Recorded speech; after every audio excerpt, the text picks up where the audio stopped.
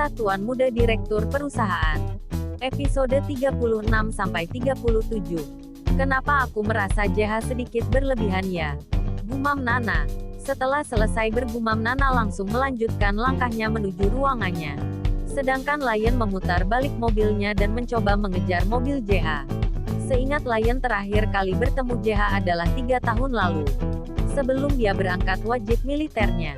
Berhubung Lion lebih dulu wajib militernya, jadinya dia tidak bertemu dengan JH dalam waktu yang lama. Sekarang pertemuan mereka tepat di waktu yang kurang menguntungkan. Lion berpikir kenapa dia dipertemukan lagi sama JH. Dan tampaknya pertempuran antara mereka akan terulang kembali. Hanya karena satu orang yang membuat Lion bingung dengan perasaan dan pikirannya. Sudah setengah jalan, mobil JH tepat berada di depan Lion. Tiba-tiba saja Lion ngerem mendadak dan berhenti di pinggir jalan. Tunggu dulu. Kenapa aku marah sama JH? Apa aku sudah gila? Jika aku mengejarnya terus aku harus bilang apa? Aku yakin ini karena gadis ular itu pelayanku. Aku hanya tidak ingin pelayanku tidak fokus kerja jika dia sibuk bermesraan. Batin Lion. Merasa apa yang dia lakukan sia-sia. Segera dia memutar balik mobilnya dan kembali ke kantor. Kantor Ki Group. Di dalam ruangannya, Lion keranjingan karena tidak fokus bekerja. Dia terbayang senyum merekah Nana ketika bersama JH. Ah sial, kenapa aku teringat mereka terus? Apakah aku mulai gak waras? Sadarlah Lion kalau gadis ular itu tidak pantas kamu pikirkan. Batin Lion. Bukannya berhasil melupakan. Malah bayangan Nana dan JH terlihat jelas di mana-mana. Ya ampun, ada apa denganku sebenarnya? Keadaan ini membuat hatiku tidak tenang. Ucap Lion. Lion merasa frustasi karena tidak menemukan jawaban dari pertanyaannya. Segera dia mengambil anggur favoritnya. Setelah minum beberapa gelas, Lion tiba-tiba teringat Horyeon. Salah satu teman baiknya yang dia pikir ahli soal hati dan wanita. Segera dia membuat panggilan untuk Ryeon. Ryeon adalah teman SMA Lion yang sangat mengenalnya. Bahkan yang paling bisa mengatasi sikap arogan Lion. Hanya saja dia terkenal playboy di sekolah dan itu membuat Lion suka kesal dengannya. Terlebih ketika dia sering membawa banyak teman perempuannya. Secara Lion tidak suka disentuh oleh perempuan. Selain itu dia dikenal dengan lelaki yang gila kerja dan ambisius. Tut. Setelah suara tut yang cukup lama, akhirnya dari seberang telepon terdengar suara seksi seorang lelaki. Halo Tuan Singa. Tumben kamu telepon, ada gerangan apakah? Panggil aku Lion. Aku bunuh kamu jika memanggilku dengan sebutan itu lagi. Wow. Slow my friend. Sekarang bicaralah apa yang kamu mau. Lion terdiam sejenak. Dia mulai bingung mau mulai dari mana. Seorang Lion yang dikenal cerdas mendadak jadi bodoh hanya karena sebuah rasa. Dia juga tahu kalau temanya itu pasti menggodanya abis-abis jika dia jujur. Oh Tuan Lion yang terhormat. Kenapa kamu diam? Jangan bilang kamu mulai pikun. Diam kamu. Aku ingin kamu menjawab satu pertanyaanku. Jika kamu benar aku akan memberikanmu mobil mewah keluaran terbaru. Sungguh. Kalau begitu silahkan bertanya Tuan Kaya Raya. Tentu saja Lee Horyeon sangat antusias mendengar mobil baru.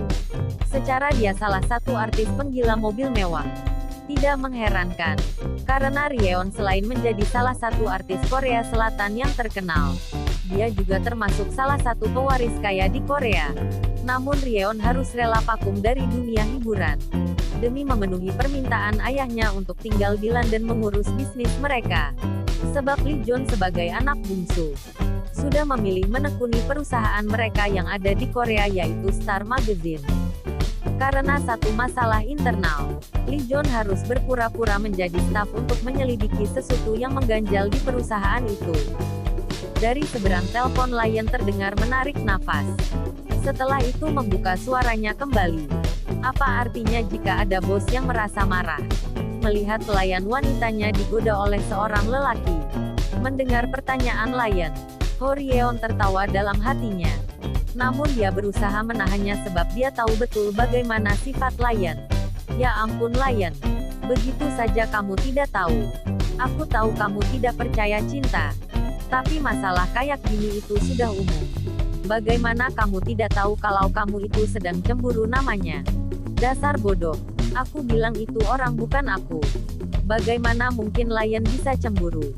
Secara Lion digilai banyak perempuan. Sudahlah. Ternyata tidak ada gunanya aku bertanya padamu. Aku berbicara benar kok.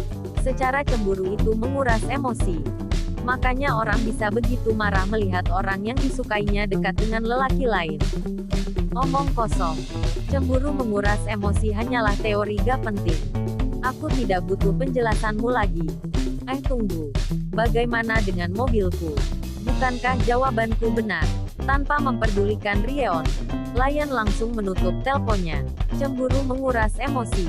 Itu teori orang bodoh dari mana? Apa dia gila mengatakan kalau aku cemburu? Kalau aku ketemu dia, aku akan pastikan untuk mencekik lehernya. Batin Lion. Sambil meneguk kembali anggurnya. Kantor Star Magazine. Waktu menjelang senja, Nana tampak sibuk berkemas karena itu sudah waktunya jam pulang kantor. Cie, tampaknya kamu senang sekali. Ada apa? Goda Yuri yang tiba-tiba sudah ada di dekat Nana.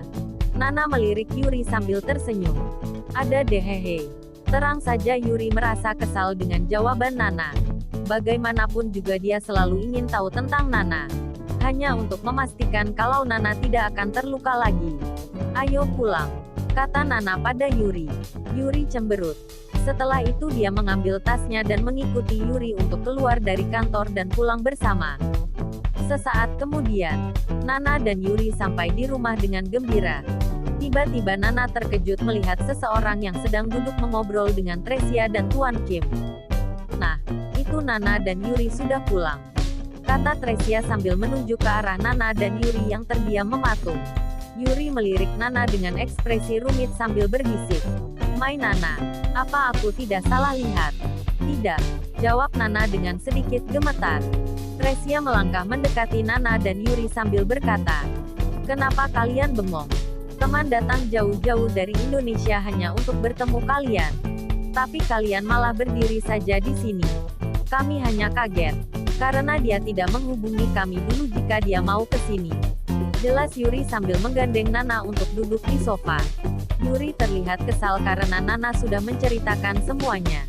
Lelaki itu menatap Nana penuh kerinduan. Kulitnya yang hitam manis sangat cocok dengan kemeja yang digunakannya. "Nana, bagaimana kabarmu di sini?" tanya Raka setelah Nana duduk tepat di seberang tempat duduknya. "Tentunya sangat baik," jawab Yuri mewakili Nana sambil tersenyum pahit pada Raka. "Ya udah kalian ngobrol saja ya. Bibi sama Paman akan ke kamar dulu," kata Tresia sambil menggandeng suaminya masuk ke kamar. Setelah itu Raka melirik Yuri. "Bisakah kamu memberikan kami waktu bicara berdua?" Yuri melirik Nana. Dan Nana mengedipkan matanya. Setelah itu Yuri berkata, "Baik, tapi awas kalau kamu menyakitinya lagi." "Tidak akan," jawab Raka. Setelah itu Yuri meninggalkan ruang tamu. "Kita bicara di luar," kata Nana sambil melangkah menuju pintu keluar. Raka pun mengikuti Nana dengan patuh. Di salah satu tempat duduk di halaman depan, Raka duduk dan menatap Nana yang masih tanpa ekspresi. "Kenapa kamu di sini?" tanya Nana memecah keheningan di antara mereka. "Aku ada tugas dari kantor. Dan aku ingat kalau kamu ada di rumah bibinya Yuri. Jadi aku mencari tahu alamatnya. Setelah menemukannya aku langsung ke sini." "Jelas Raka. Untuk apa kamu menemuiku?" tanya Nana dengan sedikit sinis. Mendengar pertanyaan sinis Nana, Raka menatap Nana dengan lembut. Seketika itu Raka berniat meraih tangan Nana. Tapi dengan segera Nana menyembunyikan tangannya. "Apa kamu jijik padaku? Apa kamu masih membenciku?" tanya Raka dengan suara lemah. Nana memalingkan wajahnya dari tatapan memelas Raka. "Aku sudah melupakan semuanya. Tapi sikapmu menunjukkan kalau kamu begitu membenciku. Apakah tidak ada sedikit pun kenangan bersamaku yang kamu simpan di hatimu?" tanya Raka. Mendengar pertanyaan Raka, ekspresi Nana berubah gelap. Dia berpikir kalau kehadiran Raka benar-benar menguji kesabarannya. Bagaimana mungkin dia mengingat kenangan di antara mereka? Sedangkan Raka adalah kenangan indah yang berusaha dia lupakan dari hati dan pikirannya. "Tidak ada yang perlu dibicarakan kembali di antara kita. Lebih baik kamu perhatikan istri dan anakmu karena mereka lebih membutuhkanmu. Ucap Nana. Anak itu sudah lahir. Jika kamu mau kembali bersamaku maka aku akan segera menceraikan Dania. Perkataan Raka terdengar begitu kejam di telinga Nana. Apa kamu gila? Ekspresi Nana berubah gelap. Iya, aku gila karena jauh darimu. Sebenarnya selain untuk pekerjaan, aku juga berniat untuk membawamu kembali bersamaku. Jawab Raka tanpa rasa bersalah. Nana tahu betul watak keras Raka. Tapi yang dia sesalkan bahwa Raka terlalu mencintainya tapi tidak berpikir akan hatinya. Padahal dia dan Raka adalah sepasang kekasih yang dulunya selalu membuat teman satu kampusnya merasa iri. Tidak hanya itu, hubungan mereka terjalin sejak masih SMA. Watak mereka yang sama-sama keras menjadi warna tersendiri dalam hubungan mereka. Meskipun sikap mandiri Nana seringkali membuat Raka merasa tidak berarti. Munafik, bagaimana kamu bisa menceraikan seorang istri yang cantik dan sukses seperti Dania? Terlebih dia memberikanmu gadis kecil yang cantik. Aku juga melihat betapa bahagianya kamu di hari akikahnya anakmu. Sahut Nana. Baik, kalau kamu tidak percaya, aku akan menelpon Dania sekarang dan langsung mentalaknya di depanmu. Ucap Raka. Nana menyeringai ke arah Raka. Kamu hanya akan melakukan hal sia-sia. Sebab aku sudah punya calon suami. Kamu bohong. Kata Raka tak percaya. Nana tersenyum pahit sambil berdiri dari duduknya. Sayangnya aku tidak berbohong. Jadi kembalilah bersama keluargamu. Maaf aku harus masuk karena aku capek. Sebelum Nana melangkah masuk, Raka menarik tangannya seraya memohon belas kasih Nana. Tolong katakan padaku siapa calon suamimu. Karena aku tidak percaya kalau kamu secepat itu menggantikanku. Aku mohon Nana kembalilah padaku. Ah sakit Raka. Lepasin tanganku. Kamu menyakitiku. Nana meringis kesakitan sambil mencoba melepaskan genggaman tangan Raka yang menekan pergelangan tangannya. Langkah kaki berat terdengar mendekati dua orang yang lagi adu mulut. Dengan cepat dia menarik tangan Nana dan membawanya ke pelukannya. Dengan ekspresi gelap Lion menatap tajam ke arah Raka yang masih terkejut dengan ulahnya. Yang tiba-tiba menarik Nana. Lion berkata dengan lantang sambil mengeratkan pelukannya. Aku adalah calon suaminya. Pengakuan Lion yang tiba-tiba sukses membuat Raka terkejut. Jantungnya berdetak tak karuan. Tatapannya mendadak kosong. Entah apa yang menusuk jantungnya ketika dia melihat gadis yang teramat dicintainya ada di pelukan laki-laki lain. Sungguh itu teramat sakit baginya. Apakah sesakit ini yang dirasakan Nana waktu melihatku menikahi Dania? Batin Raka. Lion lepaskan aku. Bisik Nana pada Lion. Selain terkejut dengan pengakuan Lion, dia juga tidak ingin membuat gosip baru.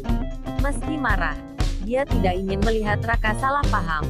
Maaf kami akan segera makan malam. Sebaiknya Tuan segera meninggalkan rumah ini. Kata Lion dengan tegas tanpa memperdulikan bisikan Nana. Bersambung.